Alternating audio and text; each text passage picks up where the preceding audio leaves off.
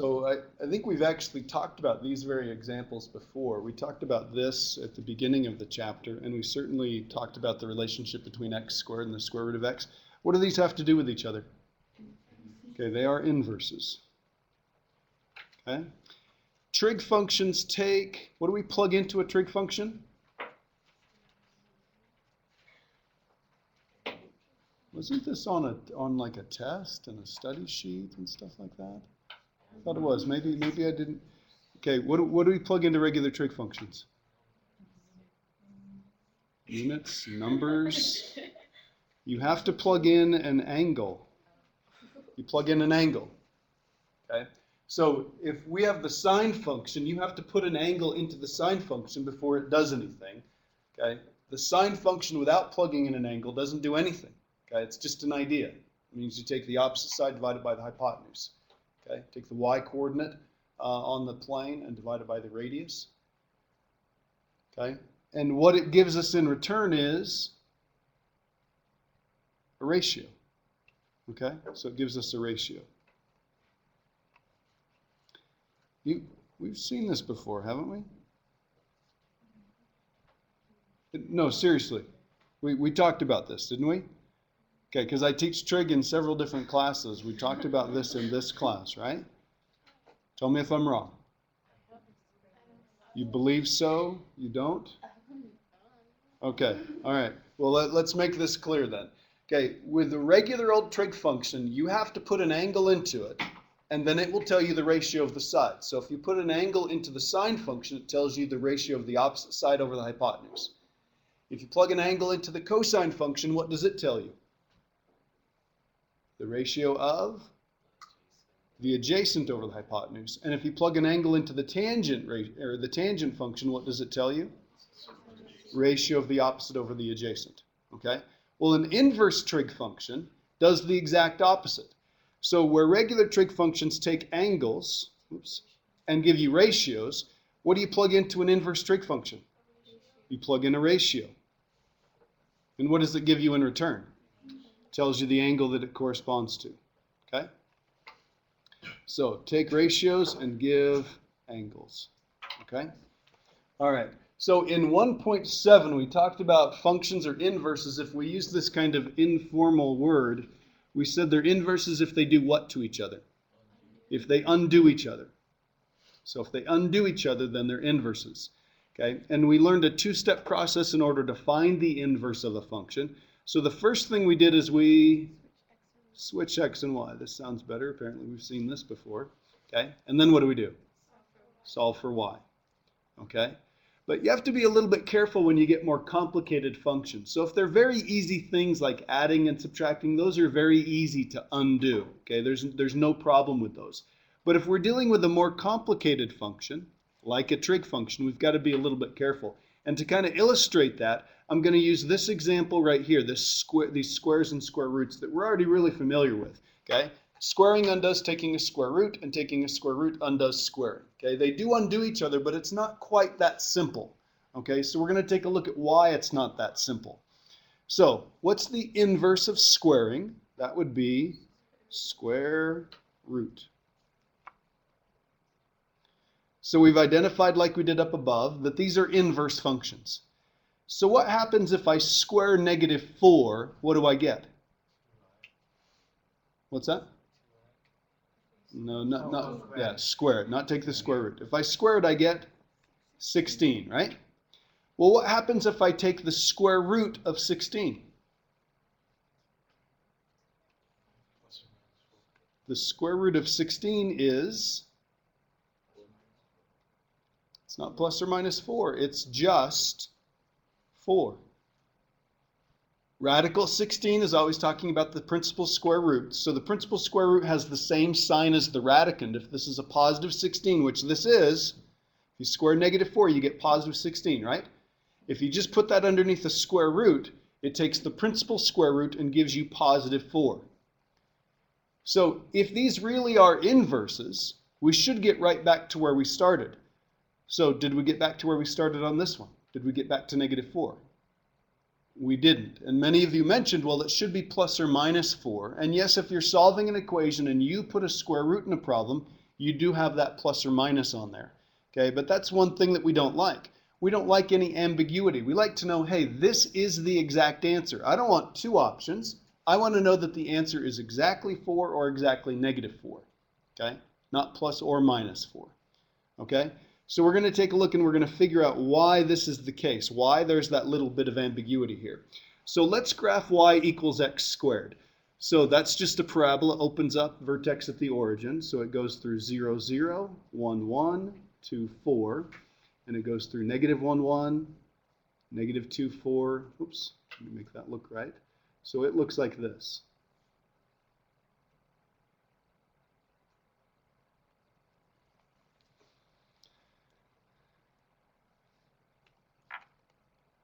And then its inverse, and notice that I've got that in parentheses, its inverse is the square root of x.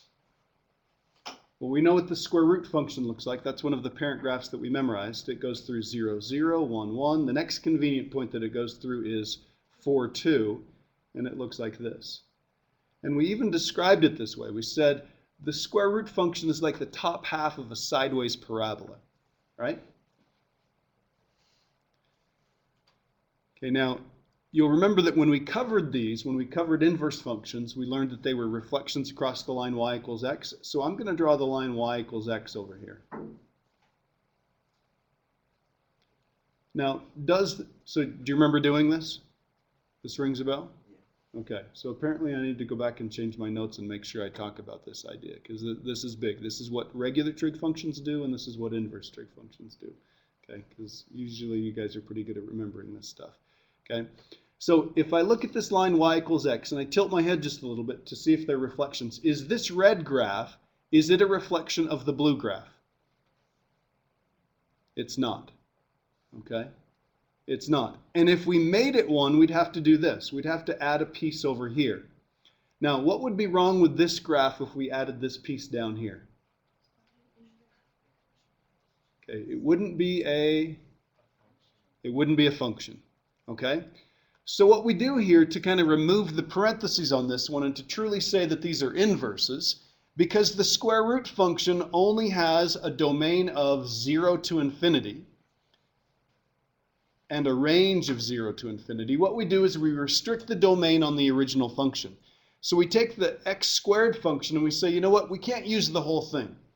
Okay, we're not going to use any of these that have negative x coordinates. So we're going to erase this, basically restrict the domain and say that on this one, the domain is from 0 to infinity. So the domain on x squared is 0 to infinity. That makes it so we're only graphing the right half of the parabola. Now if we look at this red graph and the blue graph, are they reflections across the line y equals x? Okay. This textbook doesn't cover this idea, okay, at least in this section. Okay, but what we're after here is we're after what's called a one-to-one function. Okay, it's got to be a function, so it's got to pass the vertical line test. Okay, so each x corresponds to only one y, and then we want to make sure that each y corresponds to only one x. Because the problem with having this point over here, that guy right there, is when we reflect it down here, when we take the point -2, 4, it becomes 4, -2. And that will not allow the inverse to pass the vertical line test. Okay, so we did what's called restrict the domain. Okay, and we have to do something similar to that if we're going to find the inverse of the trig functions. Okay, so the first one that we're going to find the inverse for is sine of x. So we already know what the sine of x looks like. We've graphed that parent function several times. The notation for the inverse of sine looks like this. Okay, now this is what's used most often. You'll see this in most books. And the way we say that is sine inverse. It's not the reciprocal, it's not an exponent. Whenever you put a little -1 above a function, it means the inverse of that function.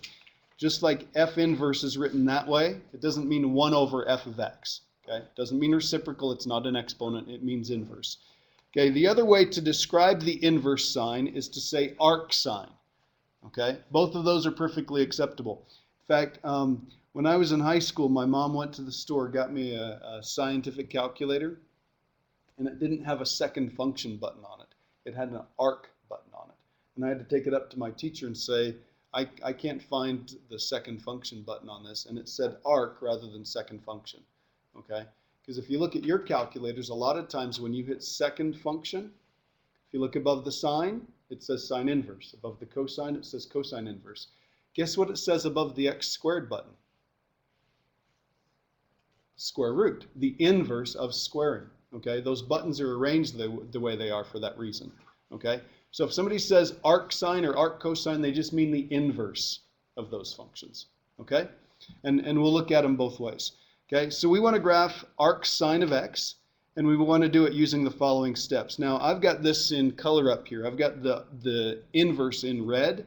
So here's what we're going to do. We're going to graph y equals sine of x, and we're going to restrict the domain in a reasonable way so it still covers the same range.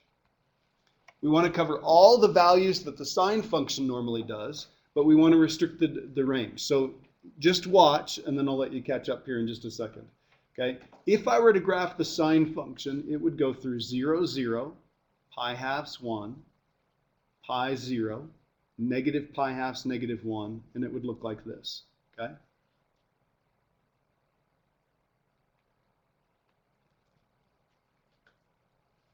Okay, but here's the problem. Okay, just like the x squared function, see how there are two values here and right here and here that have the same y value? Just like up above, where we had this one over here, they both had the same y value. Okay, we can't have that. We want to cover all the same range, so we want to go from +1 to -1. We want to cover all of these values, but we don't want it to repeat it over and over and over again. We only want to hit it once. So usually the most reasonable way to restrict a domain is to keep it near the center and still make sure that it covers all the values. So if I wanted to cover all the values from -1 up to +1, where would I restrict the domain to? Negative pi halves to pi halves. So start down here and go up to there. Don't start going down again because that will cover these guys again. Okay? And don't allow it to come over here because that would cover these guys again. So here's what we're going to do. We're going to graph the original one, and I'm going to blow this up so we can make sure that this looks really good. I'm going to do the original sine function with its restricted domain in black. So it goes through 0, 0, pi halves 1, and negative pi halves negative 1. And if you remember, I said it kind of flattens off here. So it goes up and kind of flattens off like this.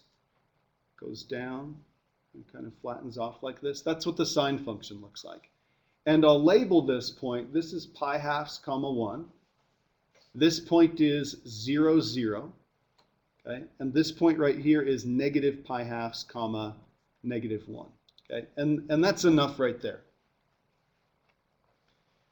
So what we've done here is we've restricted the domain. The domain is now from negative pi halves to pi halves, including those endpoints, because those are closed endpoints. We're actually going to have points there. And what's the range? -1 to 1. Covers the same values that it did before when we had it go from negative infinity to infinity. Okay? So even restricting the domain to this tiny little window between negative pi halves and pi halves, we still cover the same range. So we plug in these angles and we get out these ratios. Plug in these angles, get out these ratios. X coordinate in this case for this function is angles, and what we get out is a ratio. Okay. Notice another value here of using radians. Okay, they're real numbers. Okay, so this would be like 1.57 comma 1. Okay, same type of unit on both axes. Any questions there?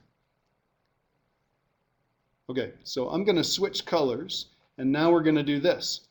Okay, we're going to graph and label key points on arc sine, or sine inverse we could call it, and we're going to remember that these are reflections across the line y equals x. And all the things associated with x and y get switched. So we're going to take each xy pair and we're going to switch it. So if I take this point right here, pi halves comma 1, if this is the x coordinate and that's the y coordinate, when I graph that corresponding point on its inverse, what point should I graph? 1 comma pi halves. So this is 1. I marked this off so that looks like it's about 1. If this is 1.5, this is about 1 right here.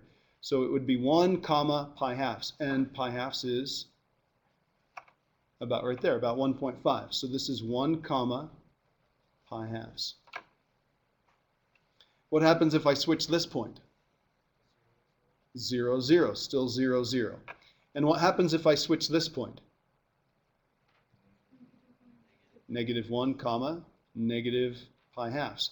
So that's going to be about right here. So negative 1 comma negative pi halves. Okay, so if this flattened off right here and got horizontal, this would kind of be very steep to start off with and go like that, and then get really steep there. And if you tilt your head just a little bit, mine isn't the greatest graph, but if you tilt your head a little bit, do they look like they're reflections across the line y equals x? Doesn't look too bad, does it? Okay. Any questions? Okay. That red graph is a graph of sine inverse. Okay. Let's write down the domain and the range of sine inverse. So if you look at that red graph and you want to find the domain, the easiest way to do that is to squish it onto the x-axis. What part of the x-axis would be covered? Negative 1 to 1, including those endpoints, because those are solid endpoints. And what's the range? If we squished it onto the y-axis, where does it start and where does it stop? Negative pi halves to pi halves. And again, notice that the domain for the original function is now the range for its inverse. And the range for the original function is the domain for its inverse. All the x and y stuff got switched. So if these are normally the x's and those are normally the y's, we're going to switch them. Now negative 1 to 1 is the x, and the range is from negative pi halves to pi halves. Okay? These are, whoops, let me do this in black. These are angles, right? And we get out ratios. We're going to plug in ratios. And we're going to get out, what are these? Those are angles. Okay? Any questions?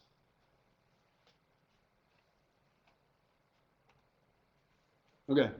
So let's do a couple of problems, and you're already familiar with this.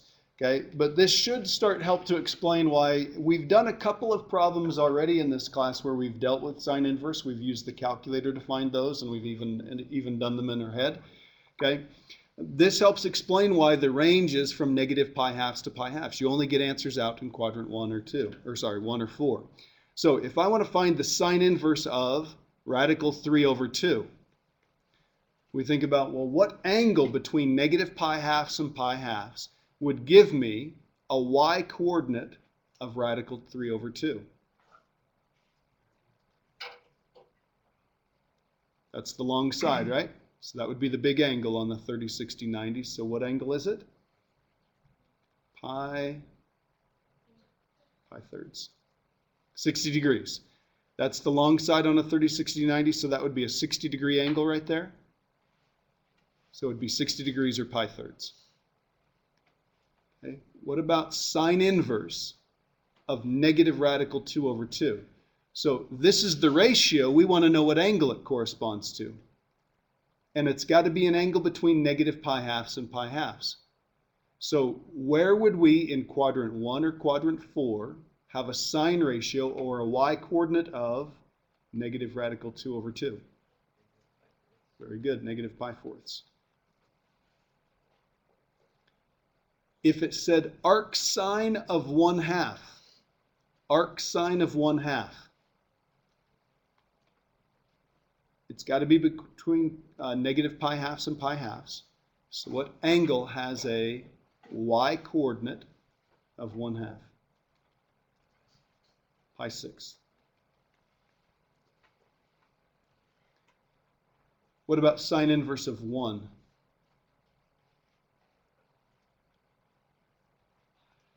Where in quadrant 4 or 1 is the y coordinate equal to 1?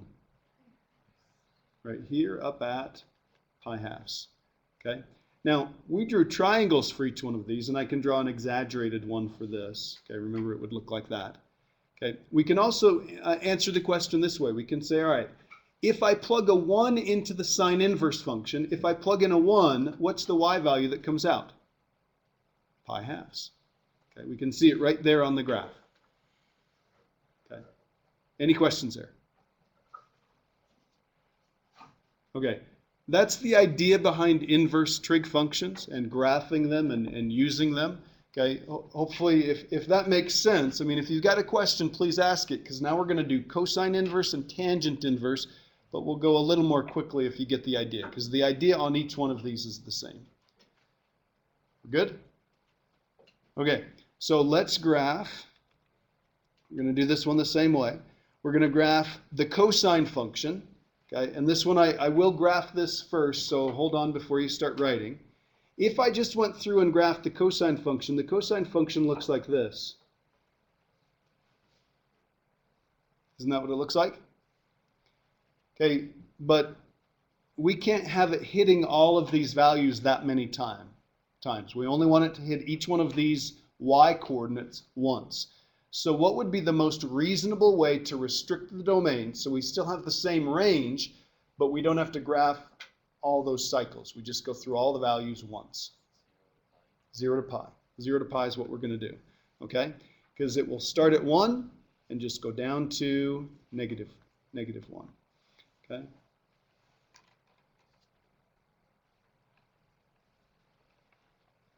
So the domain is from 0 to pi. We've restricted that.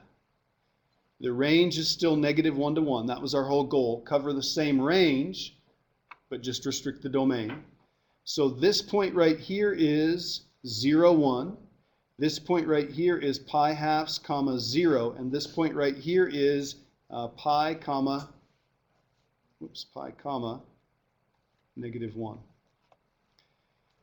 Okay, now this one can be a little bit of a challenge. If we graph its inverse, so I've switched colors again, I'll do this in red. If we graph its inverse, we switch all the x's for y's, right? We take each one of these points and we switch them around. So instead of 0, 1, what am I going to graph? 1, 0, right here. Instead of pi halves 0, I'm going to graph 0 pi halves, or about 0 and 1.5. And instead of pi, comma -1, what do I graph? -1, comma pi. So I go back 1 and I go up about 3.14, so tried to make this look about right. And here's what it does. Whoops, that's not very good.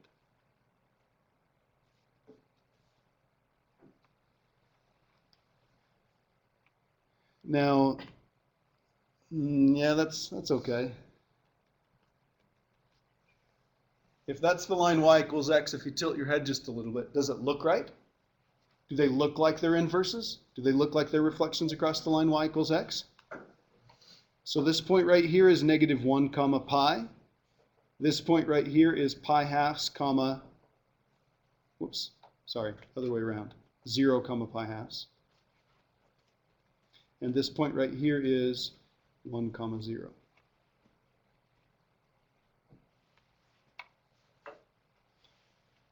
So what's the domain for that red function? Do we have to look at it and squish it onto the y-axis, or can we look at this? The domain for the inverse should be the same as the range for the original function, so -1 to 1. And the range for the inverse should be the same as the domain for the original function, so that's going to be from 0 to pi. And again, on this one, I chose to write it as cosine inverse using that little -1 there. You could also write that as arc cosine.